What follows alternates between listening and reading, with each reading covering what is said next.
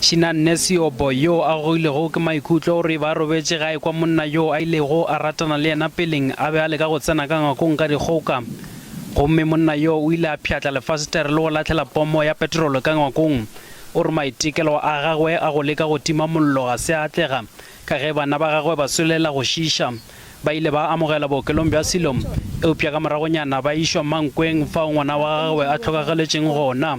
Go botlhoko go latlhegelwa ke ngwana ka tsela ye e be ke nagana gore o tla fola e fela morago ga matšatši a mararo ba mpotša gore o hlokofetše. Molato o botše station sa maphodisa sa bolaozi e fela Siobo o re o phela ka letšego ka ge monna yo a se a golegwa. Ga ke tsebe gore ke direng ke tšhošwa ke gore a ka boa a re feleletša re a tseba gore o sa le gona.